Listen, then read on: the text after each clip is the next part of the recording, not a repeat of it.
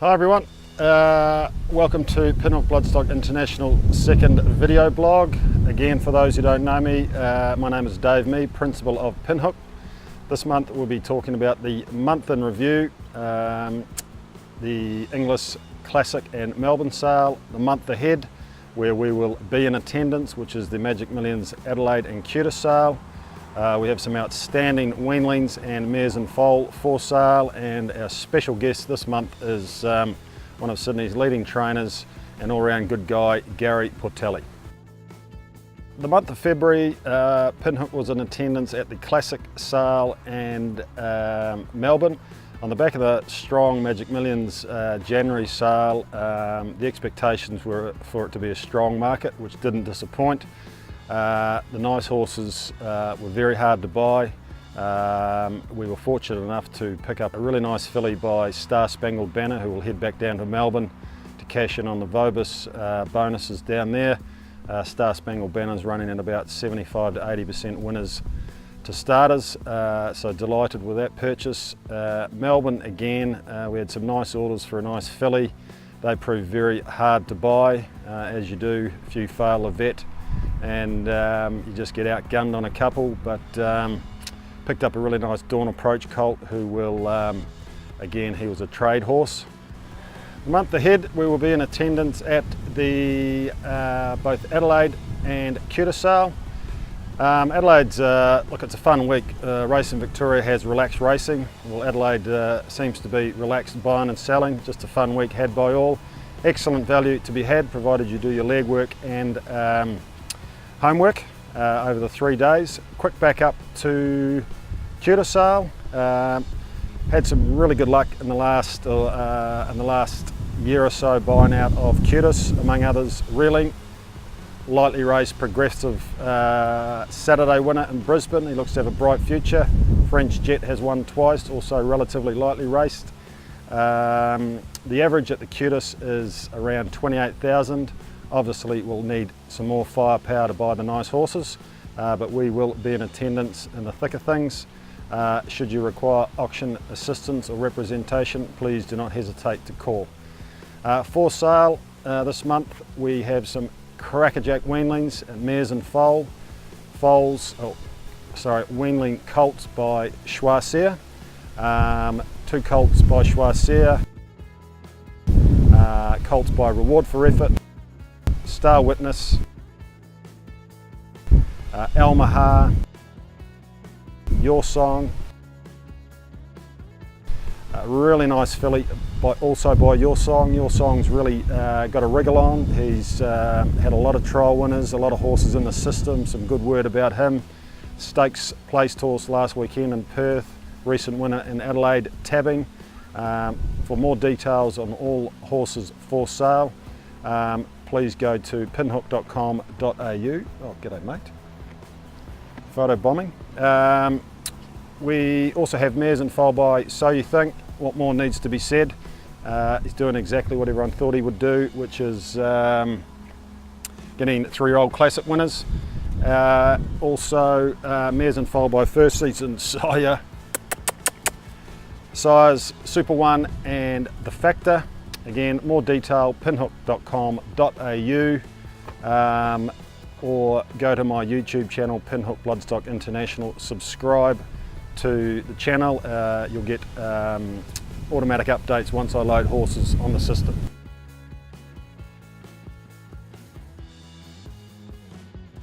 Well, here we are with Gary Portelli at his stables. We've got man She Will Reign Bus behind us. Firstly, Gary, welcome, and thanks for turning up. Thanks, mate. Now, just before we get to the hard-hitting questions, there's a rumour going around that you're actually, now that you're having a good run, you're actually going by the name Group 1 Gary. Mate, I'll talk about that after next Saturday, mate, but at the moment I'll take the tag if you want to give it to me anyway. Right, it's all good. You're having a hell of a run in recent times. The mare, or the filly, ran well on Saturday, but she pulled up well and everything's on track for the big race. Yeah, look mate, everything sort of went to plan apart from the track really. You know, the horse had been going well. We walked the track before the race and we really knew that the outside was going to be the best place, but being a $1.30 favourite, it was a big call first race to come out that wide, so It walked pretty good. The middle, we thought Yeah. it was going to walk. It was going to be better in the middle, you know, than what it was. But it's an amazing track at the moment. When it gets wet, it's pretty ordinary. And had we been in race 2, no doubt, I reckon we would have got to the outside where the winner eventually got to, and we might have had a different result. But yeah, Everyone's grand final's a slipper, mate. So, we're fit and ready to go. Some hard-hitting questions, mate. Your first introduction or memory of introduction to racing? Well, it was sort of hard to remember that far back now, but my grandfather was, yeah, but my memory's not good. My grandfather was a jockey, so, you know, he sort of introduced it to me, but I wasn't that keen on it, to tell you the truth. I was a young fella. Yep. I was more into the show side of things. I had good show horses and used to ride at Sydney Royal, that sort of thing, all the time. And probably the first time I remember actually thinking this is my go is I had an ex-racehorse off the track that we were trying to, I used to buy them cheap, educate them to be show horses and sell it off to some rich kid, you know. Yeah. That was the goal. I was making a few dollars out of doing that when I was a young bloke, you know. I'm talking around about 16, 17. Yep. And I remember one horse was a bit of a pain. I couldn't get it to relax, and it's a real strong horse. It had won a few races, so I decided I'll just pull my pegs up a bit, ride a bit short in my little show saddle and let this thing go. We had a 100-acre paddock up the farm at Orange, a good long paddock where I could just let it run. Favourite horse you've ever trained? Probably the favourite horse for me was Gold Trail. Yep. I remember Gold Trail. He was a good little horse. Yeah. He was a horse that came from nothing. Yeah. Some really good friends, as it turned out, gave me the horse to train. I hardly knew them. They asked me could I train this horse. Took me 4 starts to win a maiden with him. Yep. Yeah, I remember the horse. He won a Wrangler on a wet one day, didn't he? Yeah, he won the shorts. He won a Group 1 in New Zealand. We went up to Singapore for the Chris Flyer, ran 4th in the Chris Flyer. Yep. We're then invited up to Royal First Ascot. Class? Business class. Went past first class there. But business class all the way to Royal Ascot, where we sat up there for a couple of weeks and we raced in the King's Stand with him. And he was probably, without taking away from him, he's a good horse, don't get me wrong. Yeah. But a Group 1 horse, he probably was a fringe sort of Group 1 horse. You know, he's probably a dominant, a strong Group 2 class horse. So to get the call up, to get to Singapore, to get to Hong Kong, was quite amazing, really. Yeah. And he took us a long way. We had some fantastic times, and now Glenn and Lisa Morton are now my child's godparents. Oh, right. We're close as a close. We travel whenever we go on holidays. We always go together. So a horse brought another family to our life, and it's been a great association since, and made some great memories. So he's probably the best horse as far as the favourite horse, anyway. You know. And obviously this filly here is pretty special, but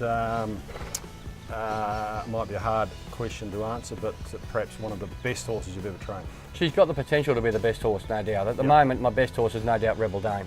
Yep. You know, he's taken me to the Hong Kong Sprint. He's won 2 Group 1s. Until she's won 3, he's my best horse, no doubt. But she's got the potential to be up there with him, and you know, I think you'll see the best of her after Slipper. I think she'll be a fantastic 3-year-old. Beautiful. Now, if you weren't a Group 1 winning trainer, what do you think you'd be doing if you weren't training racehorses? I made pretty good pies up in Orange in the end. I had that pretty down pat. I often think to myself, that's probably all I'm qualified to do, to tell you the truth. So, more than likely. Sell real estate? No, mate. I own a bit now, so that's the main thing. Horses have been able to get me to own a bit, but yeah, I reckon if I had to go back, that's probably all I'm qualified for, mate. Making pies and eating them. What was your signature pie? I like the steak and onion pie. I used to mix up a bit of onion through it, a bit of flavour, a bit extra pepper. The boss you wouldn't want to be in a car on a hot day travelling to Orange or somewhere? No, they were my curry pies. They were the worry. The curry were a bit stronger, but no. We had the best pies in New South Wales. We won awards and everything up at Orange, and they were sort of pie that they would have suited you because you could eat them while you're driving, and the meat wouldn't come out and get all over your shirt or anything, mate. So you could just bite through. Eat them upside down? Mate, you could turn them upside down, hang them up, down, whatever you want. We made it so that the pastry was good, didn't crumble, excuse me, and the meat wouldn't fall out of the pie. So, mate, well, there you go. So, but I've got the secret recipe to that, and until I go back to making pies, no one will ever know the difference. Beautiful. I might sell it one day, the recipe. Now, the favourite part of your job? Oh, I don't call it a job, mate. This is my life. Really, I'd probably sleep. I enjoy getting some sleep. We all enjoy getting some sleep with a young family. Yeah, well, that's it. Well, I find 6 hours is plenty. The rest of the time I'm here and doing what we do. You know, this is Good. This is a lifestyle, and as I said, I don't call it a job. It's just my lifestyle, and just happens to be that we do something we love doing. Yeah. What do you do outside of racing when you're not working? Well, I've got a hobby, which is I race pigeons actually, as well. So Do you know Bill Laurie? don't know him, but obviously he's a legend. He's been in both sports. Is that right? Yeah. I heard a story today actually that Bill's father was into the pigeons as well, and he came home one day and his birds had been racing one afternoon, and he spent the first hour talking to his dad about the pigeons, and eventually got on to, his dad asked him, "How did you go today, son?" He said, I scored 100 against Pakistan.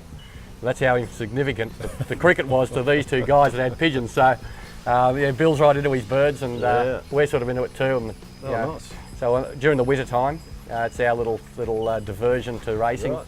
We'll race anything here. Race anything. You're good. This is the Aussie way, mate. You've got to have a bet. Yeah, exactly. Now, lastly, I understand you had Channel 7 here this morning. How do I rate compared to Channel 7? Well, I think you've got a good call. I think you've got a good head for TV, good voice for it. The questions have been very incisive, and you see, obviously, you go all right with horses. Look at it, she won't leave you alone, mate. I know, mate. Hope you got nothing on your hands that swabs. Shit. Yeah, I think we'll be right. Anyway, mate, Gary, thank you very much. It's been a great chat, and best of luck on Saturday, mate. Thanks, mate. Hope you go well. Cheers. Good on Thanks you. a lot.